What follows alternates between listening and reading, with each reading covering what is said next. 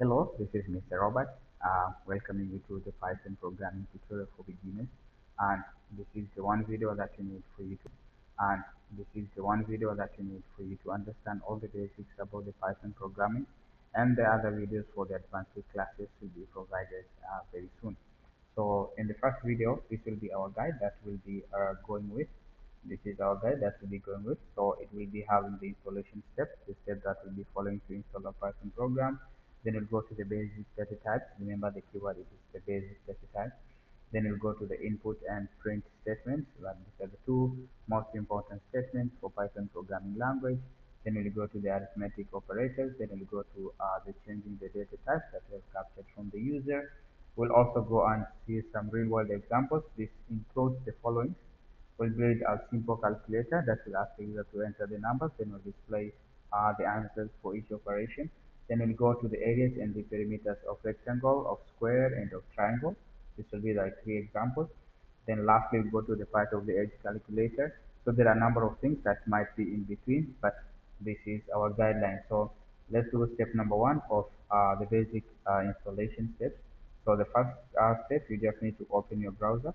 So over here, I'm opening the Microsoft Edge. Then at the top, just write Python. If you just write Python, it will load for you. Then you'll be able to go to the website written python.org. Then click on the downloads. Then I personally I do prefer this version of the standalone installer. That if you click on it, it will start being downloaded over here. So I already have the version of it, so I don't need to re-download it again. Then after that, you open it, and if you run as administrator, you follow the steps to install as any software. Then you are done. Then you'll have a Python program. So after that, just click on the Windows button, then write on IDLE. So this is where we'll be writing most of our programs for this tutorial. So if we click on the IDLE, then you will probably be able to see this interface that you can write any of your code. We'll see on how we can write our code. Then after that, the most fundamental step, I always click on the file and then click on the new file because this will help me save my file. So if you just write on the terminal over there, you will not be able to save. So at the end, you will not be able to find your file. So I do prefer to create a new file.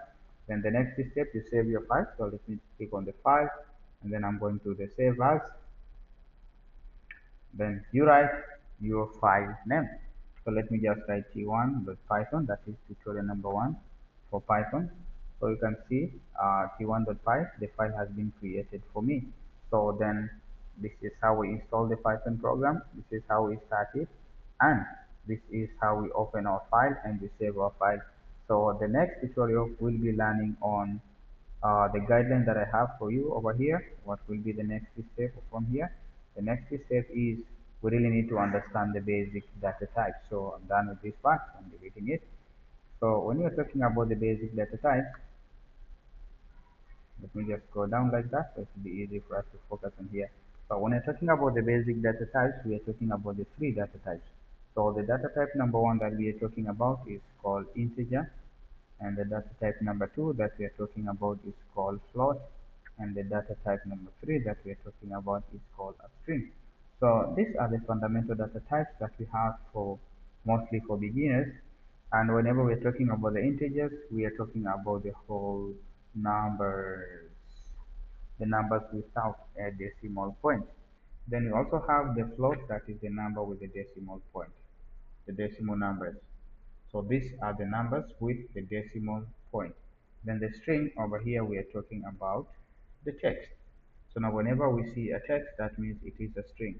Now in Python, we have these basic three data types. So whenever we're talking about the integer, we mean a whole number.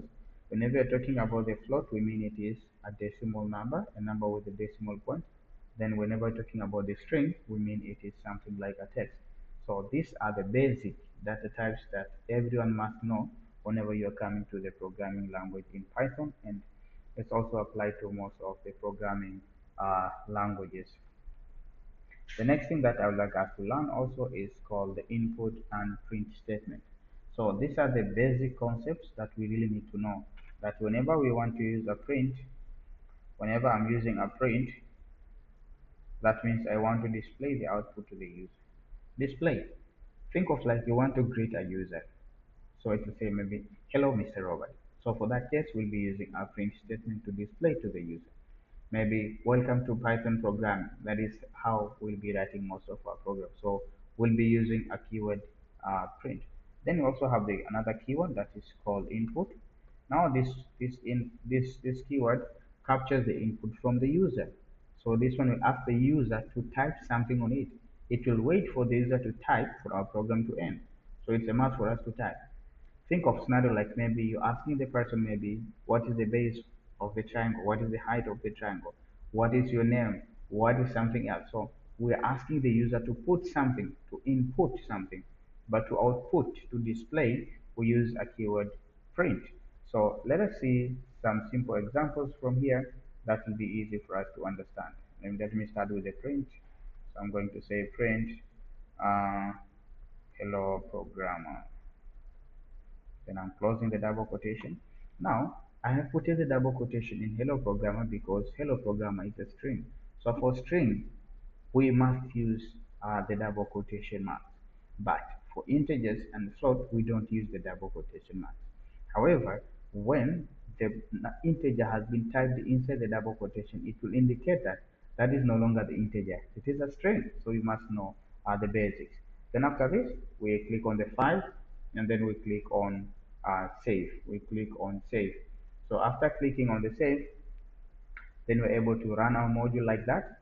So we'll be able to see the text hello programmer as the output for our codes. Then I can also write another one, maybe print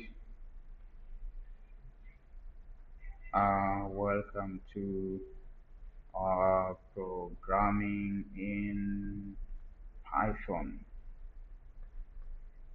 Okay, so I can save the file as usual.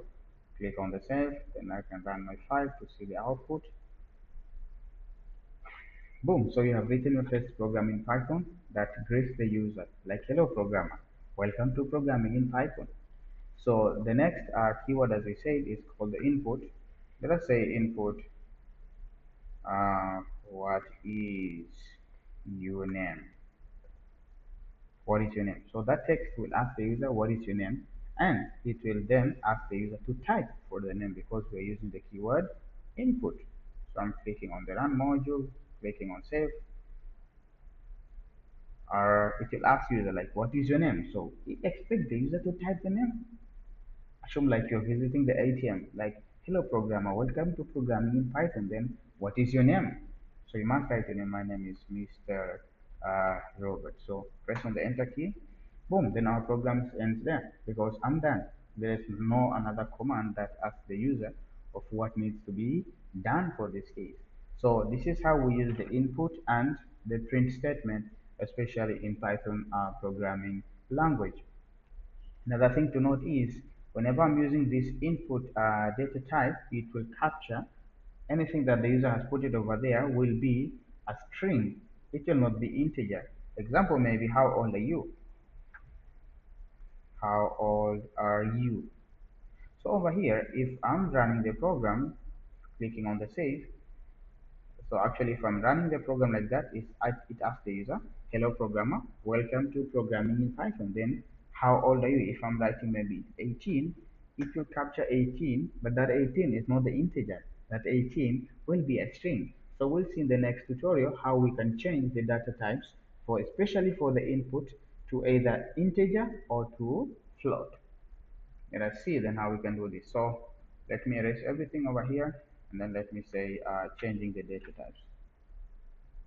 Changing data types. Examples, we have said that whenever we are capturing something in our in input function, whatever we are capturing over there, it is captured as a string. It is captured as a string, not even as as a float, or it can't be a float. It can't also be the integer. It is captured as a string. So we need to change the data types. Maybe if I want to capture the user's age, I will say input maybe how old are you? So I'm leaving a space so that the user will not be ask you to type a space to just a space, then type in the value. So whatever is captured here, it will be stored as a string. So when I want to change it maybe to integer, I'll just adding the keyword int on it, open the bracket, then I need to close that bracket. So for that case, it will be asking the user how old are you. The value that is captured there, it is stored as the integer. Then let us say maybe the height. In most of the cases, the height could be in a decimal point. So if I'm saying the input, maybe enter the height, maybe enter height. So for this case, the height that will be entered by the user will be a string. But in a normal case, the height can be a float, like 15.5 meters, 15.5 centimeters, and maybe 100 centimeters. So the height that we're getting is always a number, but it can be a number with a decimal point, maybe 15.5 meters, 100.3 centimeters. So over here, I will need to add the word float on it so that it will change the data type from string into the float to the number with the decimal point. So we'll see the real application of this as we are building a simple calculator in the coming section. So in the coming section, before building our simple calculator, before building our simple calculator, let us see the arithmetic operators. So here for arithmetic operators, for addition, addition we use a plus. For subtraction we use minus. For multiplication we use times, and for division we use a slash.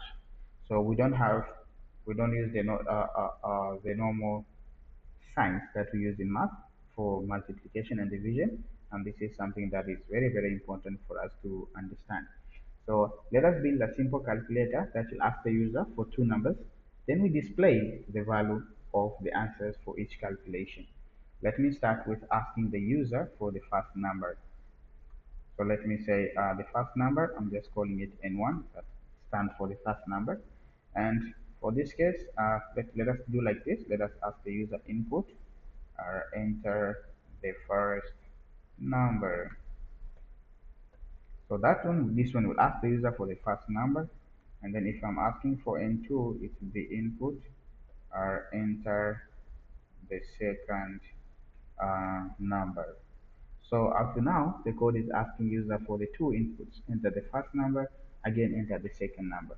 Let us save this program and run, and we see what the program will do. So it's asking for the user, enter the first number, I'm entering 12, enter the second number, I'm entering 13. So nothing goes on, we have already captured the numbers. But let us see what the program will do if I'm going to say the answer for total is just N1 plus N2, the number that the user has put it first and the number that the user has put it in the second time. So I can click on the file, then I can click on the save. So after that, I can just run my file to see what will happen for this case. So enter the first number, I'm entering 12, enter the second number, I'm entering 13. Still nothing happens because we haven't told the computer that we want to see the answer. So to see the answer, we use the keyword print. So I'm printing the total. So I'll just click on the file and then I'll click on the save.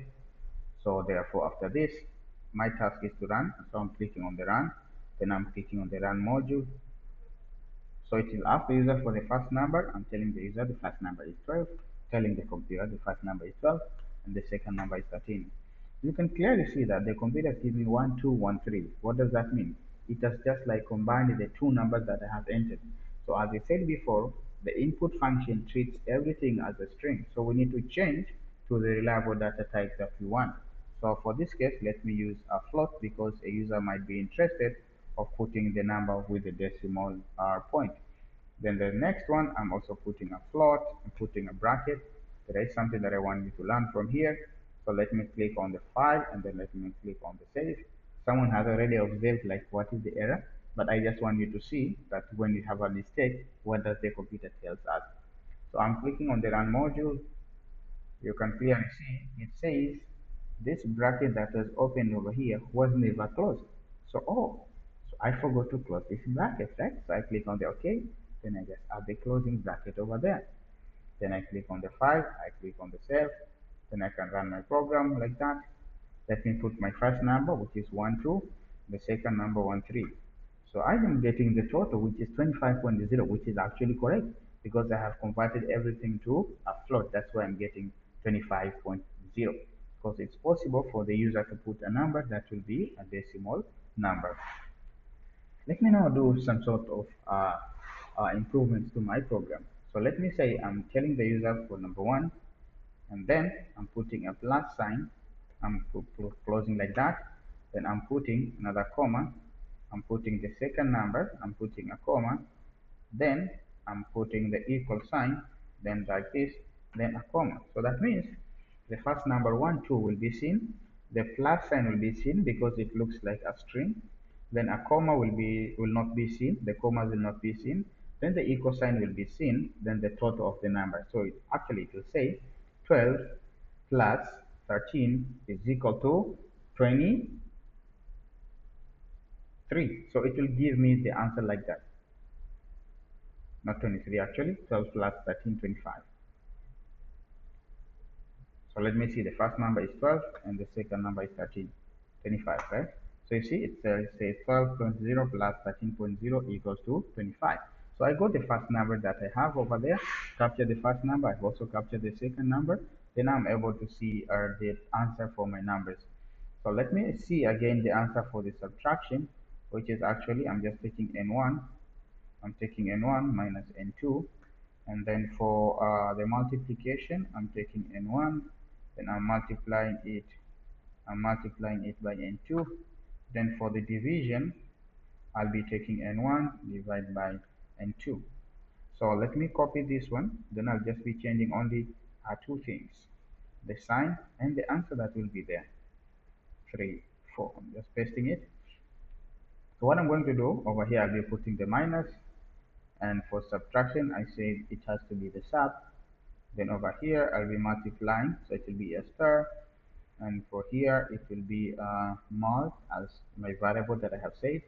Then this one is divide. Then over here, it will be div. So this is our simple calculator. It will ask the user for two numbers. Then it will display the answers for all the numbers. It will add the numbers. It will subtract the numbers. It will do divide the numbers. And it will multiply the numbers. Then we'll be able also to see the numbers. So let me click on the file. Then let me click on the save. So this is a perfect program for us. Then I'm clicking on the run. So it's asking me enter the first number as the user. I'm entering 14. Enter the second number as the user. I'm putting 7. Then press on the enter key.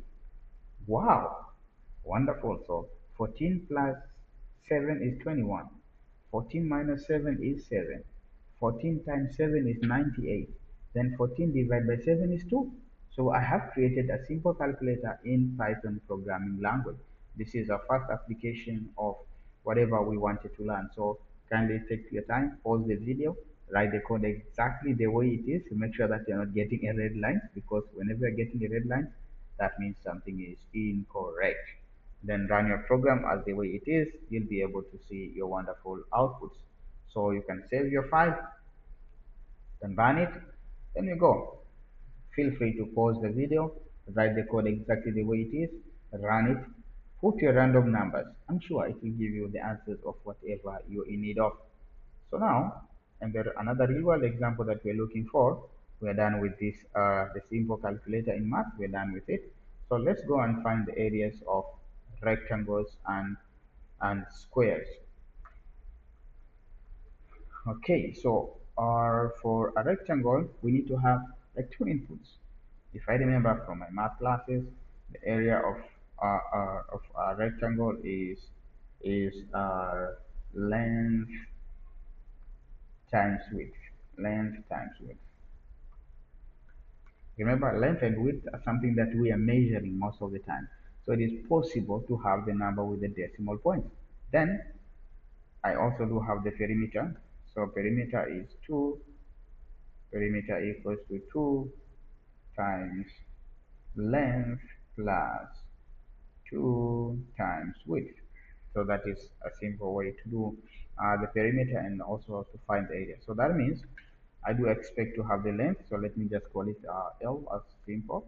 And then I'm going to say float. I'll be using a float because it's possible for the length to be in decimal point. It's something that we are measuring. So input maybe enter, sorry, it could be enter length. So I have already captured the value of length. Then I need to type to capture also the value of width. So I'm going to say input bracket enter width. Okay, so I'm closing the two brackets. Then I also need to have the area that I'm calling it as A. So area is length times width. Then I also need to have the perimeter, which is equal to 2 times length plus 2 times width. And then after that, I can just display print uh, the area is area. I say the area is A, and then I'm going to say square units. Okay. Then again, I'm also going to say print the perimeter is, so the perimeter I have called over this letter P. Then I'm going to say square units. So to be 5, maybe 6 square units. And I'm closing the bracket. So for this case, I'm finding the area of a rectangle and its perimeter. Remember the inputs will be the length and the width. So I'll be writing input, enter the width, length, input, enter the width. Then I'm going to say area is length times width, and the perimeter is 2 times length plus 2 times width. Then after that, I want the user to see what will be the area and what will be the perimeter. So let me save my file as usual. Then I can run now my file. Please feel free to pause the video and type the codes, then run your code. So I'm clicking on the run like that. So it's asking me enter the length. The length I'm entering 9. Enter the width. Length is 9, so the width let me enter even 6. So if I'm pressing on the enter key, the area will be 54 because it's 9 times 4. Then the perimeter will be 9 times 2, which is 18, plus 6 times 2, which is 12. So at the end of the day, I will be getting a 30 square units.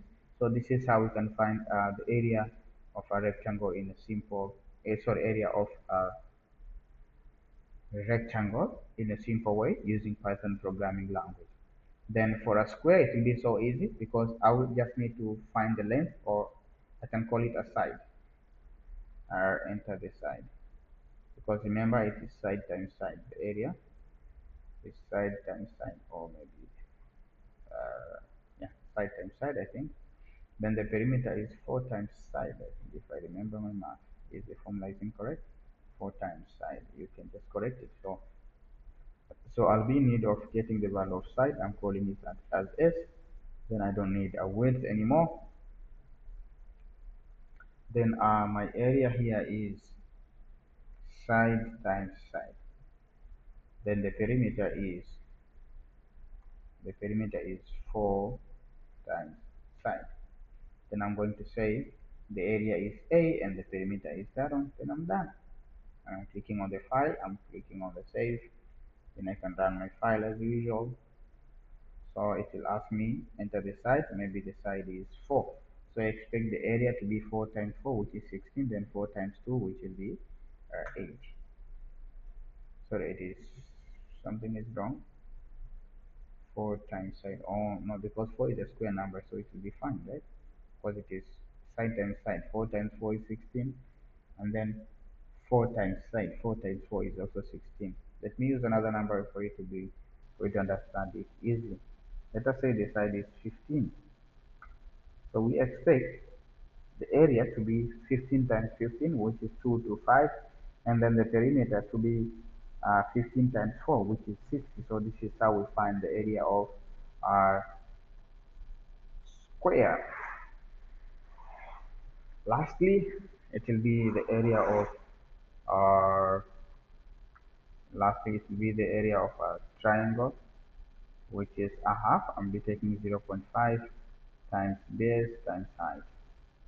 So I think you can try this one now. Now try to write your program, then put then try to use the same method. So for this case, the input will be only base and the height, and then we'll need just to display the area. Only that, nothing more. So try to write your own codes, and then after that one, you can clearly check and see if something is working or not working. Kindly pause the video, write your own codes, and check your answers. But I can also do it for you while you're working on it. So the base will be float input or enter the value of the base. Then the height is our float, then input bracket or enter the height. Then after that, I can just say the area, which is 0.5, that is a half, times base times height. Oh, sorry, something happened here. This should give us errors. As in Python, I definition matters a lot.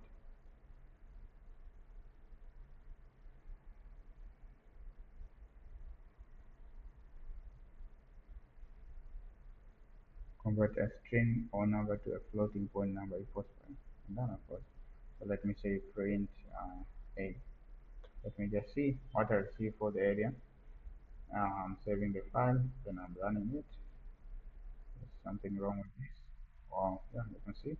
Again, I forgot to close the bracket, so I'm closing the bracket. Then now I can run it after saving the file. I can run it like that. So I'm putting the base as 10 and the height as 15. So it will be like 25, something is 75. Yeah, 75 square units. So you can modify your output for it to be responsive depending on the user's requirement. Okay, the last one is called the edge calculator. So we just need to remember how we find the edge. So for edge, I just need to take the current year. I need to take the current year minus the year of birth. Let me just write at the birth here. The birth year. So at the edge is I'm be taking the current year, I'll be subtracting the year a person is born in, then I'll be able to get the edge. And something to note is the edge is the integer. The edge can't be a float. So the current year, even the current year can't be a integer, can't be a float. Like current year can't be like 2026.5. I don't know if you can say that, but mathematically that is incorrect, I think. So input, uh, and I'm going to say enter current year. Oh, sorry. So I think I forgot to put our integer here, that we are changing that one to integer. Okay, so it will be int and bracket input, enter the current year. So that when we capture the current year, the user has entered. Then rows underscore year is int, then bracket input, then enter the birth year. So now this one will calculate the age regardless of which year the user is in. So then I'm going now to copy the same formula over here. Let me just copy it, select everything up to there, then Control C, then Control and V to paste. Then I'm going to say print, then you are, I'll just say age, and add a comma, and I'll say years old. As easy as that. So what will this one do? It will ask the user for the current year. So the current year, the user put it, and then the birth year, the user will also put the birth year. Then after that, it will find the age, which is the current year the user has inputted, minus the year when the user is born. Then it will just display you are the number of years old. So I'm clicking on the file, and I'm clicking on the save. So let me run it and see. So I'm running it to see. Let me put the current year. This is 2026. Mr. Robert was born in 1995. So I'm pressing on the enter key. Wow, so that means Mr. Robert is 31 years old. So this is how we can find the age simply like that. So for this tutorial, we have seen the basics of the Python, the installation, the basic data types, that's string, float, and integer. Then we went through the arithmetic operators. We were able to capture the to perform a simple mathematical operation. Then after that, we went for the input and the print statement. Then we went for the application. We combined the arithmetic and input and output statements. Then after that, we did real world examples. So feel free to subscribe on the video, pause the videos if there is any part that you haven't understood, type the code exactly the way it is.